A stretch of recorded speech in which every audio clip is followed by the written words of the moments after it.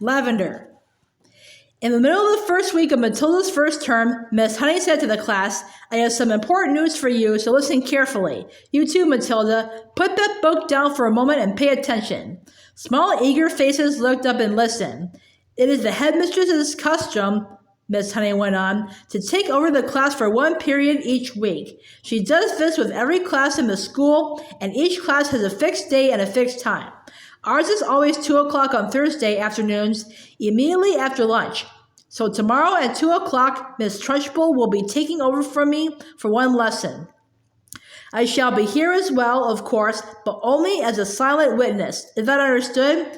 Yes, Miss Honey, they chirruped. A word of warning to you all, Miss Honey said. The headmistress is very strict about everything. Make sure your clothes are clean, your faces are clean, and your hands are clean. Speak only when spoken to. When she asks you a question, stand up at once before you answer it. Never argue with her. Never answer back. Never try to be funny. If you do, you will make her angry, and when the headmistress gets angry, you had better watch out. You can say that again, Lavender murmured. I am quite sure, Miss Honey said, that she will be testing you on what you are meant to have learnt this week, which is your 2 times tables. So I strongly advise you to swat it up when you get home tonight. Get your mother or father to hear you on it.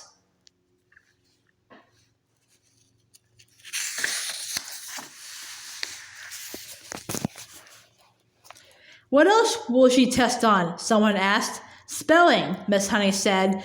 Try to remember everything you have learned these last few days. And one more thing. A jug of water and a glass must always be on the table here when the headmistress comes in. She never takes a lesson without that.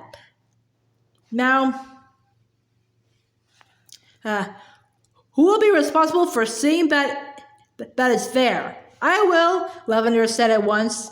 Very well, Lavender, Miss Honey said. It will be your job to go to the kitchen and get the jug and fill it with water and put it on the table here with a clean empty glass just before the lesson starts.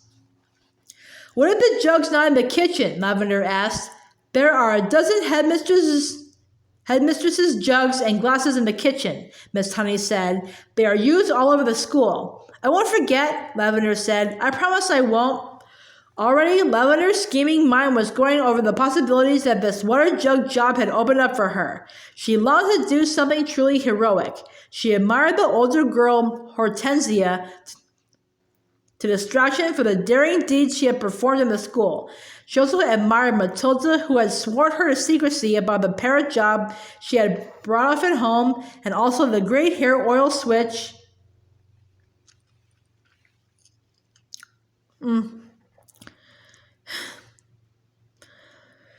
which had bleached her father's hair. It was her turn now to become a heroine, if only she could come up with a brilliant plot. On the way home from school that afternoon, she began to mull over the various possibilities, and when at last the germ of a brilliant idea hit her, she began to expand on it and lay her plans with the same kind of care the Duke of Wellington had done before the Battle of Waterloo. Admittedly, the enemy on this occasion was not Napoleon, but you would never have got anyone at Crunchum Hall to admit that the headmistress was a less formidable foe than the famous Frenchman. Great skill would have had to be exercised, Lavender told herself, and great secrecy observed if she was to come out of this exploit alive.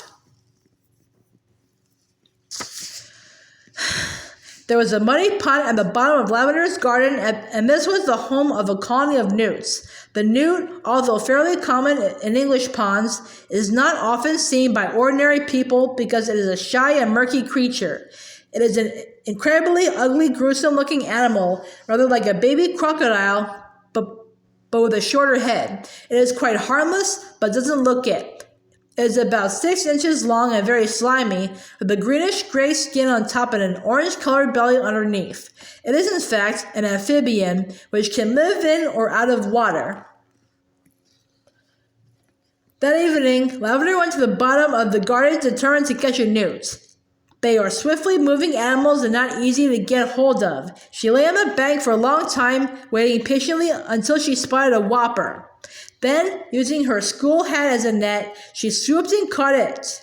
She had lined her pencil box with pondweed ready to receive the creature, but she discovered that it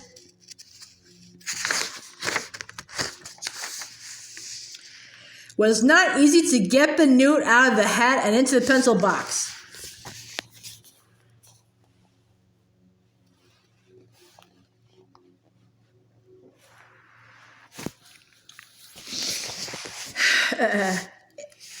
It wriggled and squirmed like quicksilver, and, apart from that, the box was only just long enough to take it. When she did get it in at last, she had to be careful not to trap its tail in the lid when she slid it closed. A boy next door called Rupert Entwistle had told her that if you chopped off a newt's tail, the tail stayed alive and grew into another newt 10 times bigger than the first one. It could be the size of an alligator. Lavender didn't quite believe that, but she was not prepared to risk it happening. Eventually, she managed to slide the lid of the pencil box right home, and the newt was hers. Then, on second thoughts, she opened the lid just the tiniest fraction so that the creature could breathe. The next day, she carried her secret weapon to school in her satchel. She was tingling with excitement. She was longing to tell Matilda about her plan of battle. In fact, she wanted to tell the whole class, but she finally decided to tell nobody. It was better that way because then no one, even when put under the most severe torture, would be able to name her the culprit.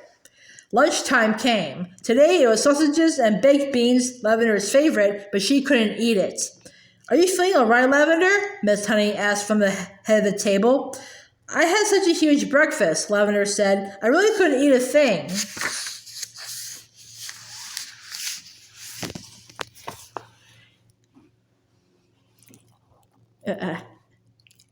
Immediately after lunch, she dashed off to the kitchen and found one of the Trunchbull's famous jugs. It was a large bulging thing made of blue glazed pottery. Lavender filled it half full of water and carried it, together with a glass, into the classroom and set it on the teacher's table. The classroom was still empty. Quick as a flash, Lavender got her pencil box from her satchel and slid open the lid just a tiny bit. The newt was lying quite still. With great care, she held the box over the neck of the jug and pulled the lid fully open and tipped the newt in. There was a plop as it landed in the water, then it thrashed around wildly for a few seconds before settling down. And now, to make the newt feel more at home, Lavender decided to give it all the pondweed from the pencil box as well. The deed was done. All was ready. Lavender put her pencils back into the rather damp pencil box and returned it to its correct place on her own desk. Then she went out and joined the others in the playground until it was time for the lesson to begin.